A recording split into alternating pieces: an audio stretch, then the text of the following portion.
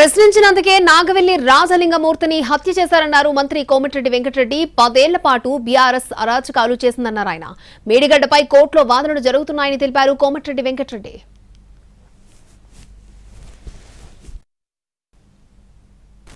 రాక్షస పాలన సాగిస్తూ వారు చేసిన దోపిడీ మీద ప్రశ్నించిన వారిని హత్య చేసే వరకు దిగజారిన రోజు నిన్నటి రోజు. నిన్న నాగవెల్లి రాజలింగమూర్తి అనే సామాజిక కార్యకర్త క్రూరంగా హత్య చేయబడడం, అది కూడా సాయంకాలం వేట అందరూ చూస్తుండగానే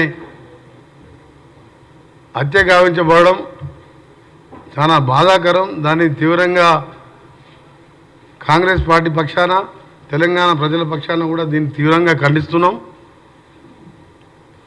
ఇతని కేసు మీకు తెలుసు, 35,000 నుంచి 35,000లో అయిపోయే కాళేశ్వరం ప్రాజెక్టుని 1,35,000 కోట్లకు పెంచి దోచుకున్న దాని మీద ఆయన కోర్టులో ఫైట్ చేస్తున్న సంగతి మీ అందరికీ కూడా తెలిసిందే.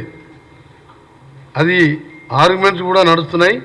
అందులో కేసీఆర్, హరీష్ రావుతో పాటు ఇంకా 3 పేర్లు, మొత్తం 5గురిని దోషులుగా చేసి వారు కోర్టులో కేసు వేయడం జరిగింది.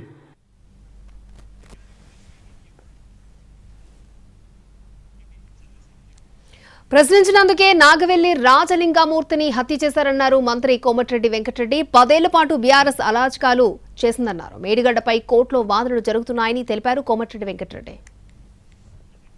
నాగవెల్లి రాజలింగమూర్తి హత్యకు గండ్ర వెంకటరమణారెడ్డి కారణమని భార్య, కూతురు చెప్తున్నారన్నారు మంత్రి కోమటిరెడ్డి వెంకటరెడ్డి. కిరాయి హంతకులతో హత్య చేయించినట్లు కుటుంబ సభ్యులే చెబుతున్నారని తెలిపారు. చనిపోయిన లింగమూర్తి భార్య, కూతురు క్లియర్గా పోలీసులు ప్రజల సమక్షంలో ఈ హత్య 100కి 100 వాళ్ళు గండ్ర వెంకటరమణారెడ్డి గారు చేపించిందే. వాళ్ళ బిడ్డ, ఆ భార్య, మొత్తం వీళ్ళ వెనుక కేసీఆర్, కేటీఆర్ ఉండి, హరీష్ రావు గారు ఉండి ఈ కేసు హియరింగ్ వస్తున్నది. దీని మీద దోషులుగా తేలుతారు కాబట్టి కిరాయి అంతకులతో చేపించిండు. ఎవరు కూడా స్థానికులు ఇంత ధైర్యం చేయరని చెప్పి ఓపెన్గా భార్య, బిడ్డ క్లియర్గా ఏడుస్తూ రోధిస్తుంటే నిజంగా ప్రతి ఒక్కరు కూడా చెల్లించిపోతున్నాం. 1,00,000 కోట్ల ప్రజాధనం వృధా అయిందని చెప్పి అతను ఒక సామాజిక కార్యకర్తగా కేసు వేయడం, దాని మీద రెగ్యులర్గా వాదనలు నడుస్తుండడం, దానికి స్క్వాష్ చేయాలని కేసీఆర్ గారు కూడా కోర్టుకు వెళ్ళడం జరిగింది. గతంలో ఈ కేసు కూడా మొన్న కూడా 11/2/2025 మన ఫిబ్రవరి 11th రోజు కూడా హియరింగ్ ఉండే డిస్ట్రిక్ట్ సెషన్ జడ్జి భూపాలపల్లి దగ్గర. నిన్న హత్య జరగడం